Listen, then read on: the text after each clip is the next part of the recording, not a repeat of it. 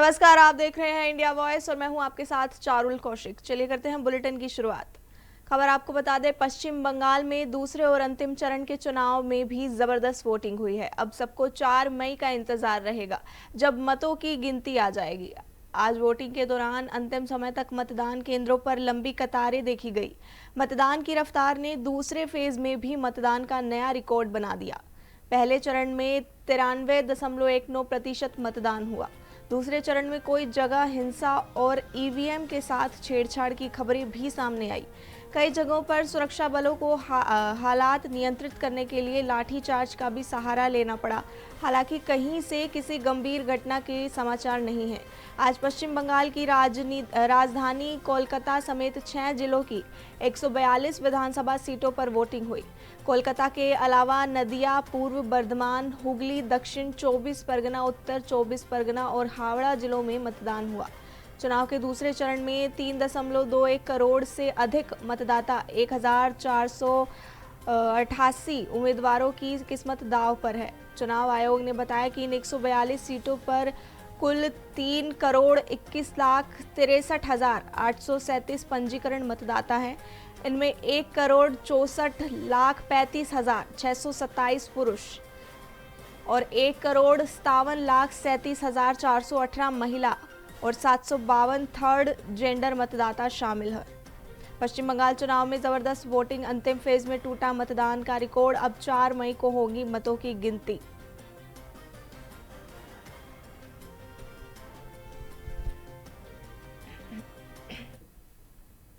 बंगाल में दूसरे चरण के मतदान के लिए वोटिंग जारी है। वहीं वोटिंग के बीच सीएम ममता बनर्जी के चुनाव के दौरान केंद्रीय बलों और बाहरी पर्यवेक्षकों की भूमिका पर सवाल उठाए हैं।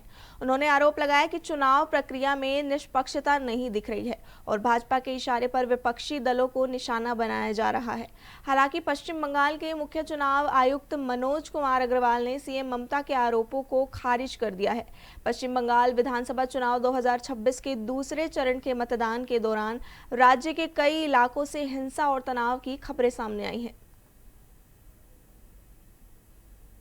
दूसरे चरण के मतदान के लिए वोटिंग जारी है। वहीं वोटिंग के बीच सीएम ममता बनर्जी ने चुनाव के दौरान केंद्रीय बलों और बाहरी पर्यवेक्षकों की भूमिका पर सवाल उठाए हैं। उन्होंने आरोप लगाया कि चुनाव प्रक्रिया में निष्पक्षता नहीं दिख रही है और बीजेपी के इशारे पर विपक्षी दलों को निशाना बनाया जा रहा है। हालांकि पश्चिम बंगाल के मुख्य चुनाव अधिकारी मनोज कुमार अग्रवाल ने सीएम ममता के आरोपों को खारिज कर दिया है। उन्होंने कहा कि जिसने भी गलत किया है उसका नाम बताइए, चुनाव आयोग किसी को नहीं बख्शने वाला। ऐसे वोट शांति से होता है, लोकतंत्र डेमोक्रेसी का फेस्टिवल होता है, लेकिन ये तो लोकतंत्र को पूरा बारह बजा दिया, पूरा इसको अप्रोक्सीमेट कर दिया। दीदी इंटेंशन क्या है? Intention is very clear that BJP wants that forcefully to rig the election. But our workers and people are ready to die. भाई सेंट्रल फोर्स तो गुंडागर्दी देखिए, सेंट्रल फोर्स तो इतनी सारी है।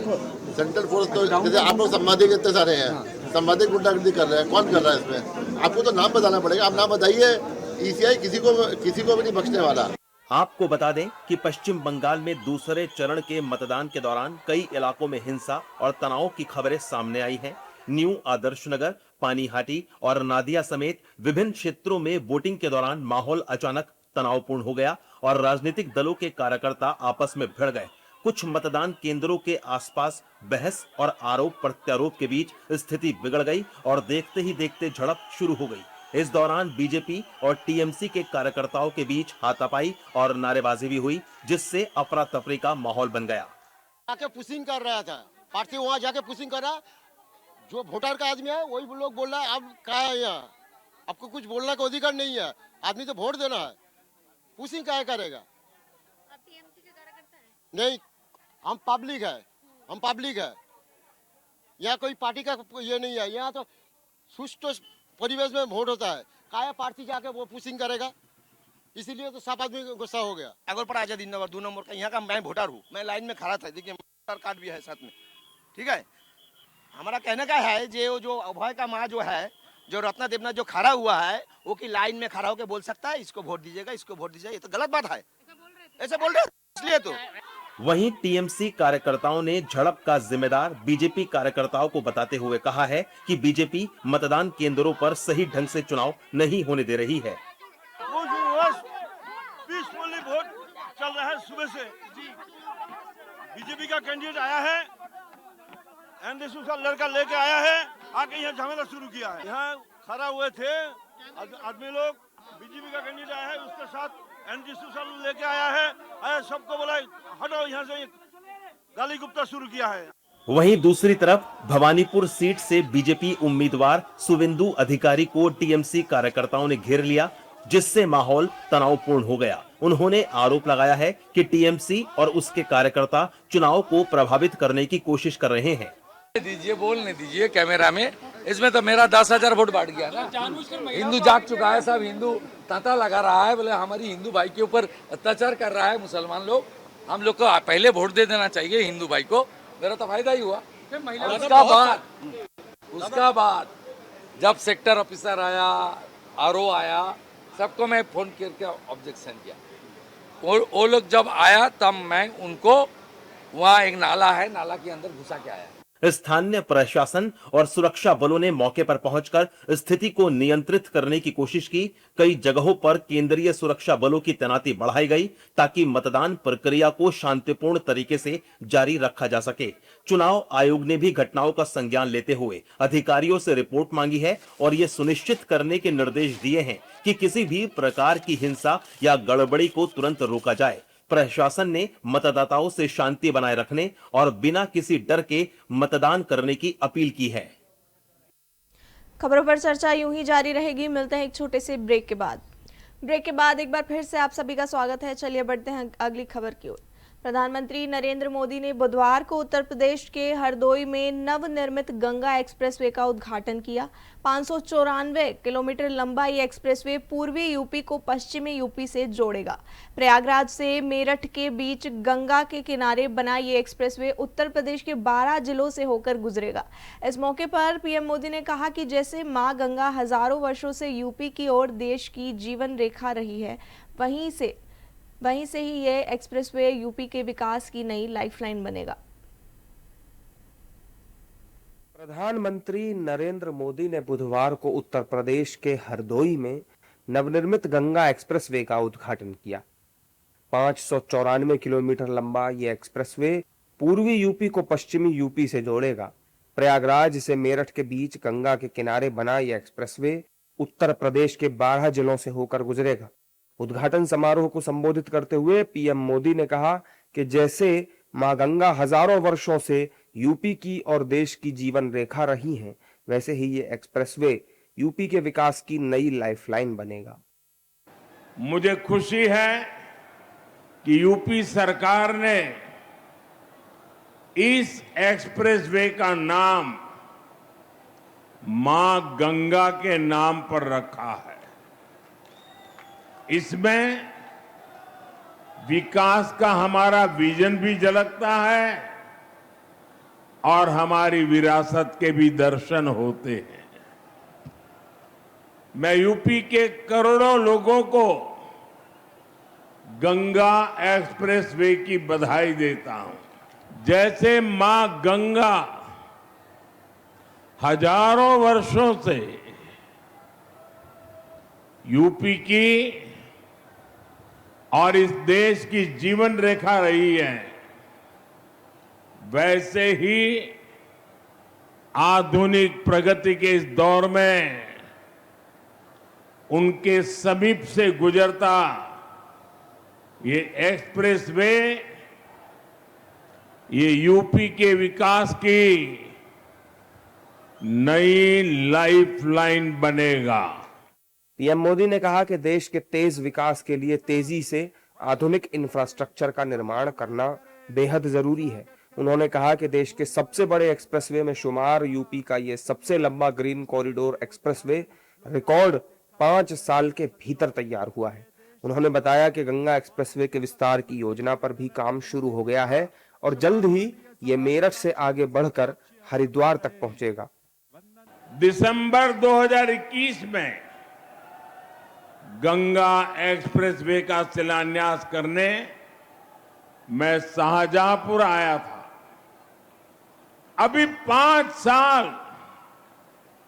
साल से भी कम समय हुआ है और आप देखिए देश के सबसे बड़े एक्सप्रेसवेज में शुमार यूपी का सबसे लंबा ग्रीन कॉरिडोर एक्सप्रेसवे ये 5 साल के भीतर भीतर बनकर तैयार हो गया है।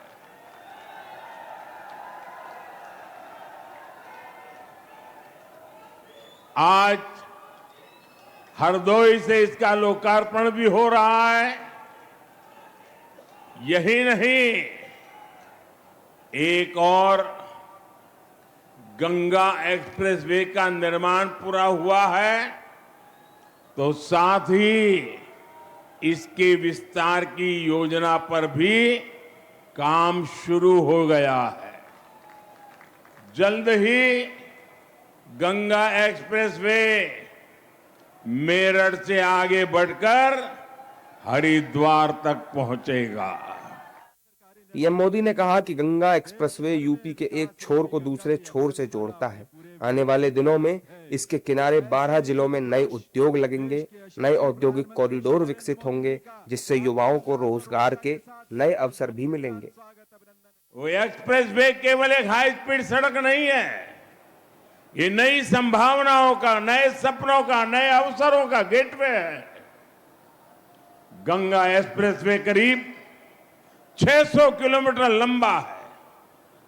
पश्चिमी यूपी में मेरठ, बुलंदशहर, हापुड़, अमरोहा, संभल और बदायूं, मध्य यूपी में शाहजहांपुर, हरदोई, उन्नाव, रायबरेली, पूर्वी यूपी में प्रतापगढ़ और प्रयागराज, इनके आसपास के दूसरे जिले गंगा एक्सप्रेसवे, इससे इन इलाकों के करोड़ों लोगों का जीवन बदलेगा। गंगा एक्सप्रेसवे पर गाड़ियां तो दौड़ेगी ही, इसके किनारे नए औद्योगिक अवसर विकसित होंगे। इसके लिए हरदोई जैसे दूसरे जिलों में इंडस्ट्रियल कॉरिडोर विकसित किए जा रहे हैं। इससे हरदोई, शाहजहांपुर, उन्नाव समेत सभी 12 जनपदों में नए उद्योग आएंगे। अलग अलग सेक्टर्स जैसे फार्मा, टेक्सटाइल आदि के क्लस्टर्स विकसित होंगे। युवाओं के लिए रोजगार के नए अवसर भी तैयार होंगे। प्रधानमंत्री ने कहा कि पहले यूपी को पिछड़ा और बीमारू प्रदेश कहा जाता था, लेकिन बीजेपी की डबल इंजन की सरकार ने यूपी की पुरानी सियासत को बदलकर इसे नई पहचान दी है। एक समय यूपी की पहचान गड्ढों से होती थी, लेकिन आज इसे सबसे बड़े एक्सप्रेसवे से पहचाना जाता है। उन्होंने यूपी की पिछली समाजवादी पार्टी सरकार पर भी निशाना साधा और कहा कि सपा से यूपी की प्रगति नहीं देखी जा रही। जिस यूपी की पहचान पहले पलायन से होती थी, आज उसे इन्वेस्टर समिट और इंडस्ट्रियल कॉरिडोर के लिए जाना जा रहा है। हमारा उत्तर प्रदेश भगवान राम और भगवान कृष्ण की धरती है, लेकिन पिछली सरकारों ने अपनी करतूतों के कारण अपराध और जंगल राज को यूपी की पहचान बना दिया था। यूपी के माफियाओं पर फिल्में बनती थी, लेकिन अब यूपी की कानून व्यवस्था का देश भर में उदाहरण दिया जाता है। भाइयों बहनों, संसाधनों का बंदरबाट करने वाले जिन सपाहियों के हाथ से सत्ता गई है, उन्हें यूपी की ये प्रगति पसंद नहीं आ रही है। वो एक बार फिर यूपी को पुराने दौर में धकेलना चाहते हैं। गंगा एक्सप्रेसवे से प्रयागराज और मेरठ के बीच का 11 घंटे का सफर सिमटकर केवल 6 घंटे का रह जाएगा। और इतना ही नहीं, इससे न केवल लोगों को आने जाने में आसानी होगी, बल्कि स्थानीय किसानों को अपनी उपज बड़े बाजारों में भेजने की सुविधा भी मिलेगी। कुल मिलाकर गंगा एक्सप्रेसवे यूपी की देश और दुनिया में एक नई पहचान स्थापित करेगा और राज्य को समृद्धि के मार्ग पर ले जाएगा।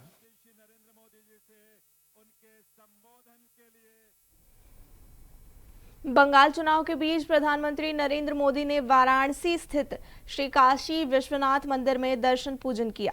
डमरू और शंखनाद की गूंज के बीच मंदिर पहुंचने पर प्रधानमंत्री का भव्य स्वागत किया गया। वहीं प्रधानमंत्री मोदी ने वैदिक मंत्रोच्चार के साथ काशी विश्वनाथ मंदिर में पारंपरिक अनुष्ठानों में भाग लिया। इस दौरान उन्होंने भगवान शिव का अभिषेक और आरती की। इसके बाद उनका आशीर्वाद मांगा। इस प्राचीन मंदिर के दौरे के समय प्रशासन की ओर से प्रधानमंत्री को एक त्रिशूल और डमरू भेंट किया गया। चुनाव के बीच प्रधानमंत्री नरेंद्र मोदी ने बुधवार को वाराणसी में काशी विश्वनाथ मंदिर में दर्शन पूजन किया। डमरू और शंखनाद की गूंज के बीच मंदिर पहुंचे प्रधानमंत्री का भव्य स्वागत किया गया। पीएम मोदी ने वैदिक उच्चारणों के साथ काशी विश्वनाथ मंदिर में पारंपरिक अनुष्ठानों में भाग लिया। इस दौरान उन्होंने बाबा विश्वनाथ का अभिषेक और आरती की। मंदिर प्रशासन की ओर से प्रधानमंत्री को त्रिशूल और डमरू भेंट किया गया। जैसे ही पीएम मोदी ने मंदिर परिसर में मौजूद सभी लोगों का अभिवादन किया, वहां मौजूद श्रद्धालुओं ने जय श्री राम, ओम नमः शिवाय और ओम नमः पार्वती पते हर हर महादेव के जयकारे लगाए। उत्साह से भरे बच्चों ने बैरिकेड पार करके प्रधानमंत्री का अभिवादन किया। पूजा के बाद पीएम मोदी ने एक्स हैंडल पोस्ट पर काशी की जनता को भी नमन किया। ओम माधवाय नमः यस्मरेत पुंडरीका प्रभायाभ्यंतर शुचि पुंडरीकाक्ष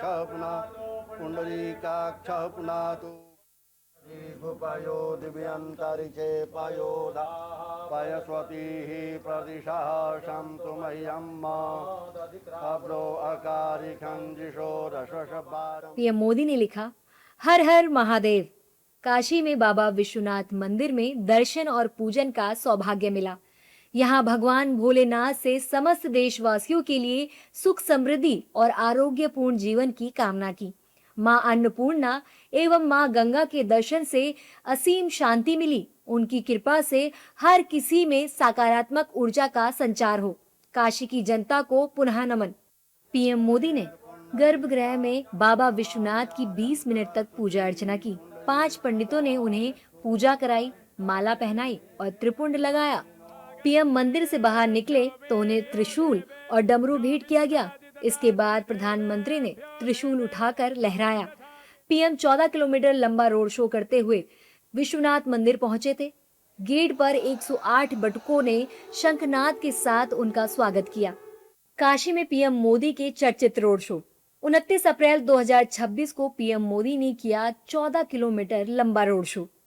4 मार्च 2022 को यूपी विधानसभा चुनाव के प्रचार के दौरान मलदहिया चौराहे से काशी विश्वनाथ धाम तक रोड शो किया गया। 4 मार्च 2017 को मालवीय की प्रतिमा से काशी विश्वनाथ मंदिर तक रोड शो किया गया। 2019 में नामांकन के बाद लंका गेट से विश्वनाथ धाम तक रोड शो किया गया।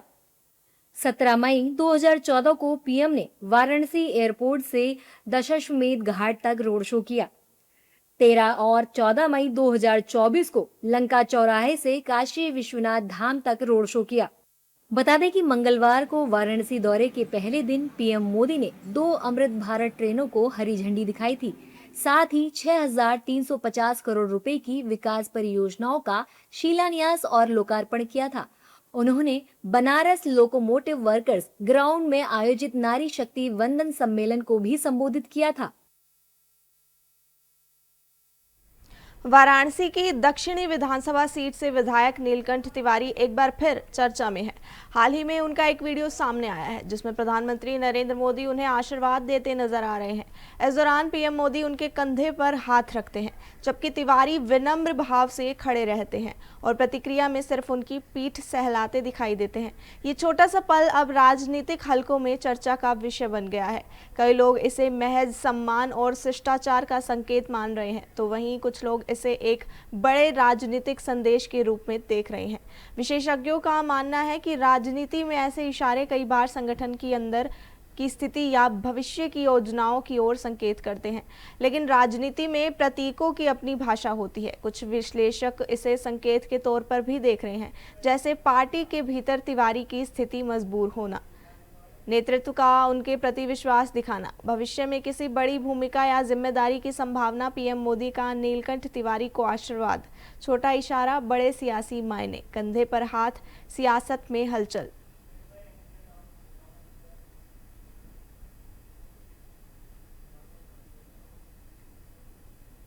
फिलहाल के लिए इस बुलेटिन में इतना ही। इसी तरह की तमाम खबरों से जुड़े रहने के लिए देखते रहिए इंडिया वॉइस। तब तक के लिए नमस्कार।